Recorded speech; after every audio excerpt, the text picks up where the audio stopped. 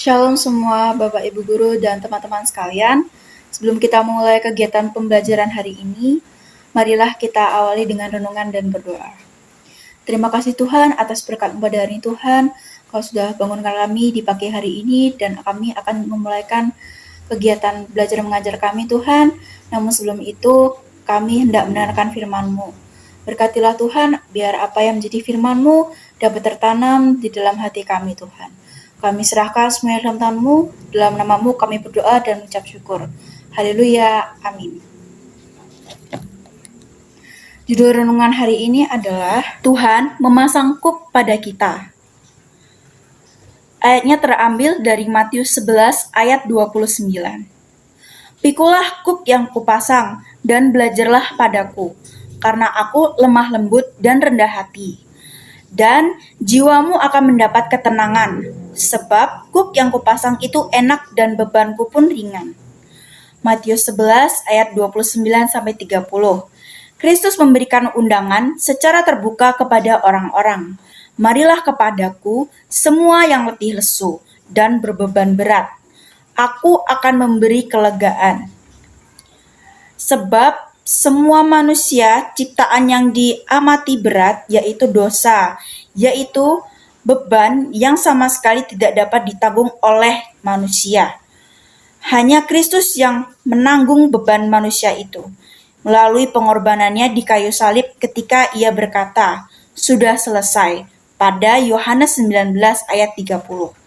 Karena itu, hanya Kristus yang sanggup memberikan kelegaan dan kelepasan dari dosa-dosa itu.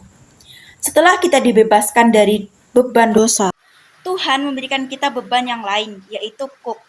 Kuk adalah sepotong kayu yang ditaruh di atas tengkuk sapi, kerbau, kuda, atau keledai yang terhubung dengan bajak, pedati, atau kereta.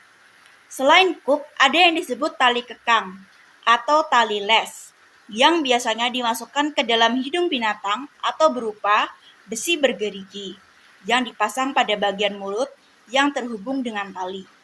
Kuk dan tali kekang ini berbicara tentang campur tangan Tuhan untuk mengarahkan dan membimbing kita pada jalan-jalan yang diinginkannya. Sebab, jika tidak diarahkan dan dituntun, kita cenderung memberontak, menempuh jalan yang salah, menyimpang ke kanan atau ke kiri, karena lebih baik menuruti keinginan daging daripada tunduk pada pimpinan Roh Kudus. Yunus sekalipun mengakui diri, "Aku seorang Ibrani, aku takut akan Tuhan," pada Yunus 1 ayat 9. Tetapi ketika ia diperintahkan untuk mengungkapkan kebenaran kepada orang-orang di Niniwe, ia memilih untuk melarikan diri ke Tarsis mengikuti keinginannya. Karena memberontak, akhirnya Tuhan Yesus menaruh kuk pada Yunus dalam bentuk terjangan angin badai dan ikan besar untuk menyadarkan Yunus atas kesalahan yang diperbuatnya dan mengingatkan kembali akan panggilan Tuhan untuk pergi ke Niniwe. Ada kalanya Tuhan harus memaksa kita untuk memasang tali dan kekang agar kita mau tunduk pada kehendaknya dan tidak menyimpang. Terjangan badai dan ikan besar inilah yang bermanfaat bagi Yunus, yang membuat ia sadar dan patuh kepada kehendak Tuhan. Sekian renungan dari saya, marilah kita berdoa. Terima kasih Tuhan atas renungan-Mu pada hari ini Tuhan.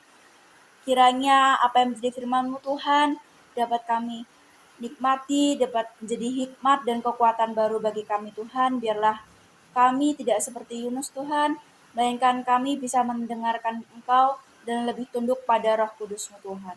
Kami serahkan semuanya kegiatan pelajaran pada hari ini, dari awal, pertengahan, hingga akhir nanti Tuhan. Biarlah Engkau yang menyertai, Engkau yang memberkati Tuhan. Terima kasih Tuhan, ucap syukur, haleluya, amin. Selamat belajar teman-teman semua. Dadah.